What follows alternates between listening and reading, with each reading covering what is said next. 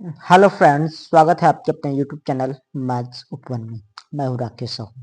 आज इस वीडियो में आरआरबी ग्रुप डी 2025 में परसेंटेज से कुछ क्वेश्चन हैं जो कि रेलवे की परीक्षा में पूछे गए।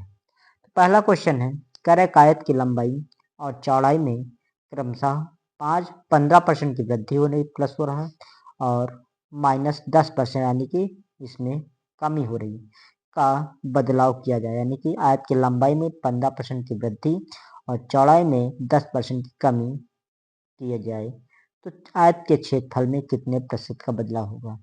आयत की लंबाई में 15% की वृद्धि और चौड़ाई में -10% का बदलाव किया जाए तो आयत के क्षेत्रफल में कितने प्रतिशत का बदलाव होगा। और ये पूछा गया है आरआरबी एनटीपीसी 9/4/2016 में पूछा गया है।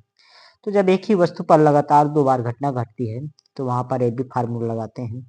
जब एक ही वस्तु पर लगातार 2 बार घटना घटे तो यहाँ पे सूत्र होता है, जब एक ही वस्तु पर लगातार 2 बार घटना घटे तो ये भी फार्मूला लगाते हैं।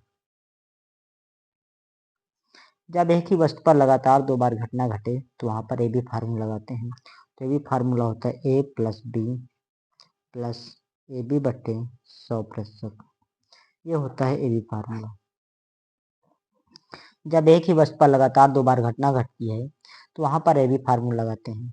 जहां पर एक अगर वृद्धि होती है तो वहाँ प्लस से डिनोट करते हैं, अगर माइनस कमी होती है तो उसको माइनस से डिनोट करते हैं।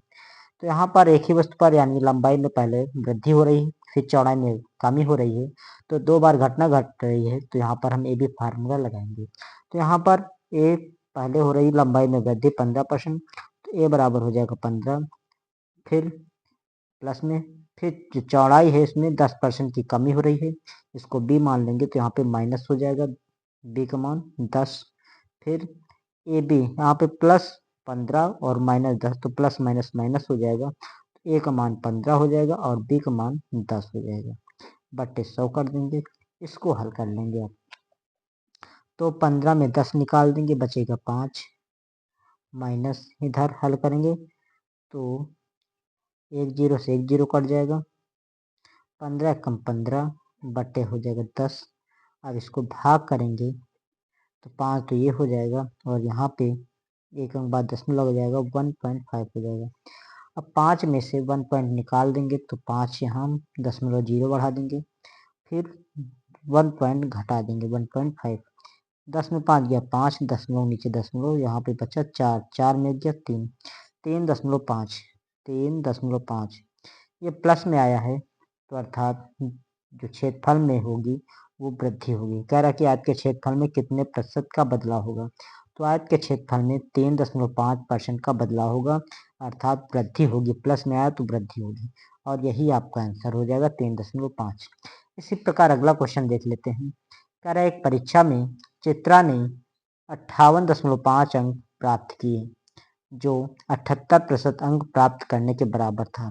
परीक्षा कितने अंकों की थी, और ये आरआरबी ग्रुप डी 19/9/2018 में पूछा गया है। करेक्ट, परीक्षा में चित्रा ने 58.5 अंक प्राप्त किए जो 78% अंक प्राप्त करने के बराबर था।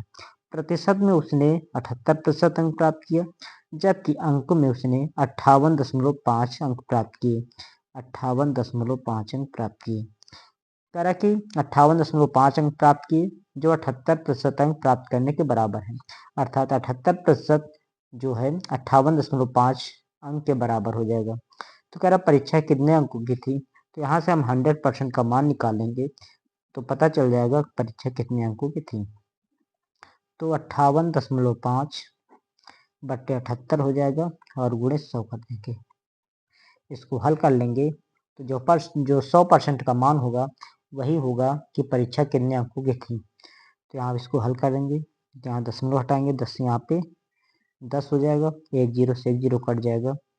अब इसको काट देते हैं, 3 से कट जाएगा, 3 दूनी 6, 3 18, यहाँ 3 से काट देंगे, 3 एकम 3, 2 बचा, 3 9 27, 1 बचा, 3 25 15, 100 यहाँ बचा 195 बट्टे 26 और यहाँ पे गुणे 10।